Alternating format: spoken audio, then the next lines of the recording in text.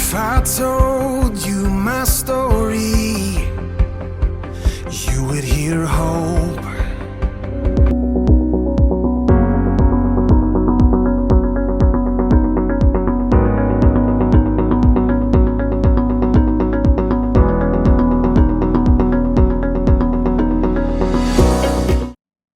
Die dag toe die Heilige Gees in die boventrek uitgestort is, was daai tale hemelse tale of aardse tale wat hulle gepraat het? Dit was nie hemelse tale nie. Dis nie die taal waarvan Paulus praat in 1 Korintiërs 14, die taal van engele nie. Die woord sê die mense wat buite gestaan het gesê, maar hey, hoekom praat hy my taal? En dit het met my gebeur in Israel. In die boventrek was ons besig om te aanbid, en hulle het gesien, 'n groep van Rusland beweeg al nader en nader. En die hele toerleier het vir ons toerleier gesê, hoorie, sy praat met hulle Russies, en sy lei hulle na Christus toe. En hulle was 'n ortodokse kerk, en hy wou hulle net daar uitkry, want Jesus aangeneem daai oggend. Ek praat tot vandag toe nie Russies nie, my boeke word in Russies vertaal, en ek's op die TV in Rusland, maar ek praat nie Russies nie.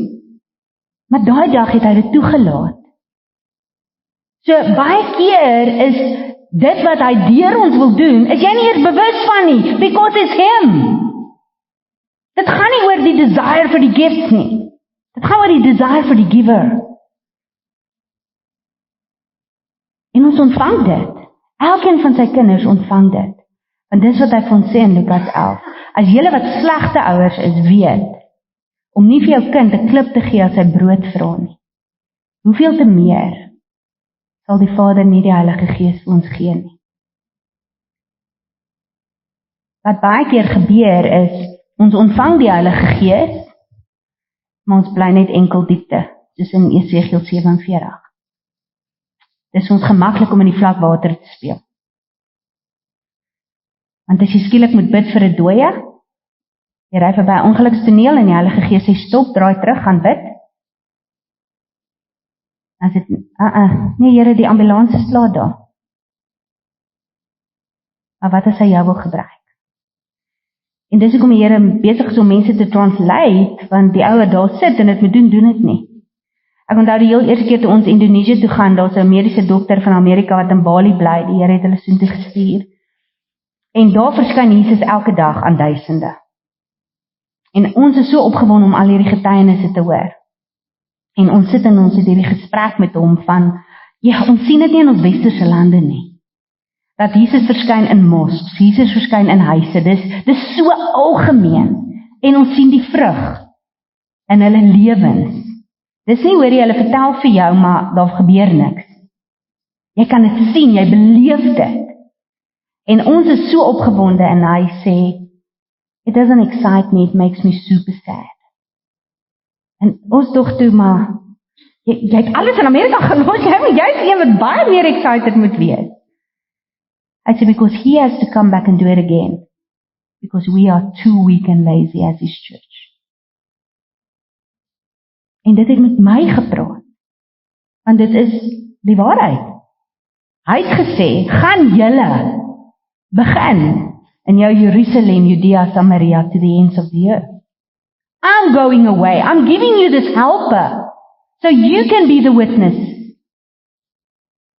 Maar doen ons dit? Of is ons te besig met me, myself and I, en wat hy vir my moet doen, sodat ek nie 'n witness is? En weet julle, daai woord witness in Grieks is ongelukkig nie net getuies nie. Dis eintlik ook 'n martelaar, 'n martyr. So almal hou van Handelinge 1:8. Oh, I received the power to become his witness. Ons soek die power deel. But are we willing to become a witness? Ons almal quote Openbaring 12 vers 11 en ons gaan vanmiddag die communion doen. By the blood of the Lamb and the word of our testimony, the enemy is overcome. Part A. Baie mense weet nie eens wat sê die tweede deel van die vers nie. Maar die vers eindig nie daar nie. So wanneer word dit 'n realiteit dat die vyand in jou lewe oorwin is deur die bloed van die lam en die woord van jou getuienis? Because they did not love their own lives unto death. Maar daai deel wil ons tipiks. Ons soek haar eerste deeltjie. En ongelukkig kan ons dit nie skei nie. So as ons die volheid daarvan wil hê, die volheid van die Heilige Gees, en dis profeties wat hier gebeur. Dit was nie net 1 keer gedoen nie, maar 3 keer. En ek glo met my hele hart, dis die hart van Abba Vader, dat die living water ons so gaan saturate, daai latter and former rain, dat ons lewens so gaan oorloop. Net soos wat hy gesê het, die altaar was saturated, en die sloot rondom was vol. Dat dit soos 'n natuurlike oorvloeiproses gaan word. Want dis wat gebeur het, as jy gaan kyk, ons lees van Petrus, ons lees van Mary. Die woord sê, Mary was overshadowed, and she conceived. Peter, in Engels en in Afrikaans sê dit, sy skadu het genees. Maar dis nie wat dit sê nie. As jy gaan kyk na die Grieks, so hulle het nie gewag tot die skadu lank genoeg was, en dan gesê, okay, vinnig, laat die mense lê, want nou gaan dit genees nie. Die Grieks, daai woord is die episkiazo, en dit sê, that what overshadowed them. When the Spirit came upon Mary, and it overshadowed her, she conceived. Toe Petrus die Heilige Gees ontvang, dit wat rondom van was, soos die lig, want dit wat Galasiërs 3:27 sê, for those who are baptized in Christ, you put on Christ. Jy word lig. So waar kan jy loop? As die Heilige Gees jou oorskadu, as Jesus jou klee, is dit nie meer jou skade wie in elk geval nie. But that what overshadow you, bring healing even when you walk. Jy hoef nie eers meer mense hande op te lê nie. Maar daar is nog steeds 'n plek daarvoor, want dit was ook deel van die opdrag. Maar as dit religieus raak, soos in die begin, toe die Here ons gebruik het vir die healing ministry, ons was so geleer, as jy bid vir 'n ou en hy kan nie sy been beweeg nie, dan bid jy, dan sê elke beweeg, hoe voel dit? Dan bid jy weer, hoe voel dit? Want hoekom? Vir ons eie geloof. Maar hoe meer my geloof gegroei het, en hoe meer ek besef het, dit het absoluut niks met jou te doen nie. And if God heals him now, or tomorrow, or in heaven, dit het regtig niks met jou te doen nie. All you have to do is pray. Nou hoef ek nie meer te vra, maak gaan so, voel dit beter? Ek bid en ek loop, because it's got nothing to do with me. Hoe dit manifesteer is alles vir sy heerlikheid. It's for his glory. Maar dit was my journey. Dit was 'n proses. En wat ek wil hê vir oggend, profeties, moet ons onsself daai vraag vra. Ons wil vanaand hê dat die Heilige Gees moet kom en ons moet doop met vuur. En ons wil hê that he must pour out his rain, die former and the latter rain. Want vanaand is 'n profetiese worship en impartation sessie. Maar soos ek sê in Johannes 20 het hy eers op hulle kom blaas en gesê, receive my spirit, take it. En ek wil vanoggend kom vra, waar staan ons? As ons dink aan hierdie 4 kruike. Is ons vol? Hoe lyk ons altare wat ons herbou het? Is it saturated? Dat dit so oorloop, dat selfs die slote, die areas om ons lewens begin vol raak.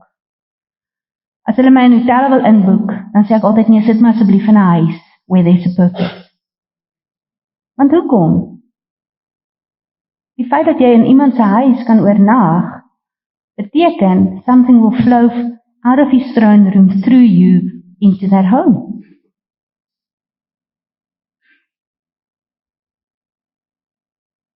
So, wat ek wil hê ons profeties moet doen, ons het nie baie tyd nie, want ek wil oor nog iets gaan praat voor dit.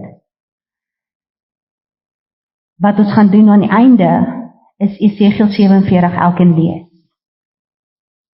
Want hy praat van Esegiel 47 van hierdie boom, wat se blare nie gaan verwelk nie, en die vrug gaan nie ophou nie. En dis my hart, nie net nog 'n revival nie nog 'n movement wat van korte duur is. maar dit wat gebeur in ons lewens, 'n konstante word, in ons eie huise, in ons eie dorpe, en dan in ons land.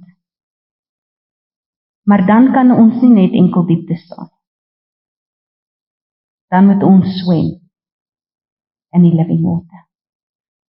Dan moet ons op 'n plek wees waar die Heilige Gees regtig alles in jou lewe kom oorspoel, elke area. En ek het met hulle gedeel laas week op die church retreat. Want my hart is regtig dat kerk heeltemal verander om te word soos die kerk in China en Maldives en oral. Ons is super blessed om te gaan minister in die underground churches. In Gorontalo is dit so dat as ons die leiers moet bedien, bring hulle 2 op 'n slag en elke keer change hulle die venue. Sodat ons beskerm is, maar ook dat die leiers beskerm word, want hulle word agtervolg. Toe ons in Maldives gaan bedien het, wat 'n 100% Muslim nation is, toe in die woonstelletjie, wat baie klein is, so daar 70-80 mense skouer aan skouer vir 4 ure. Hulle mag nie hard sing nie, hulle kan nie dromme gebruik nie, hulle bid nie eers hard nie.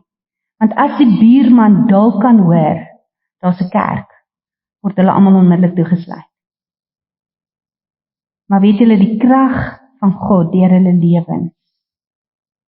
Almal van hulle is in corporate posisies, want daar's nie 'n kerk nie. So daar's nie 'n usher, 'n voorsanger, 'n middelsanger, 'n agtersanger, al hierdie titels wat ons in die kerk het nie. Hulle kan nie. So wat doen hulle? Hulle is die kerk, presies wat Isak vanoggend gesê het, daar waar hulle werk. Maar wat gebeur? Hulle is nie net oogartse nie. Hulle is nie net prokureurs nie, hulle is nie net onderwysers nie. Want elke dag wat hulle lewe, wil hulle iemand aan Jesus voorstel. En weet julle, toe ons die eerste dag in Maldives aankom, toe is daar 'n vrou in die hospitaal, en sy is baie siek, en hulle vra vir ons om vir haar te bid oor die foon, want hulle het gedink sy gaan dit nie maak nie. En ons bid vir haar, en die Here raak haar aan. En die donderdag aand sê die pastoor, nee, ons gaan vir Hannes en Ankie aan die familie afgee, dat hulle dan bietjie Maldives kan geniet. Weet dan, meeste mense ken ons maar net Maldives vir blou water en die mooi villas. Discerning spiritually, dat dit een van die most lost nations in die wêreld is, wat nog nie eers die Bybel in hulle taal het nie. Ons het elke vertaling, en ons lees dit nie. Hulle het nog nie eers die voorreg om dit in hulle eie taal te hê nie. En hy sê ons gaan hulle bietjie afgee, en die mense sê, if they don't come, we still coming. En hy sê, maar julle is elke aand hier, van 6 tot middernag. Hulle sê, dis okay. Maar elke aand kook hulle kos, want as die polisie instap, dan sê hulle net, hulle vier iemand se verjaarsdag, of trouherdenking, of daar's 'n rede. En toe ons instap, toe staan daar 'n vrou, en sy staan oor die pot, en nou maak sy kos vir 70-80. En ek sê vir die vrou wat nou die pastoor is 'n oogarts. Ek sê vir haar, "Brees, dis nie die vrou wat maandag in die hospitaal was nie." Sy sê, "Ja, dit is sy." Ek sê, "Maar sy kan nie kos maak nie. Sy moet rus."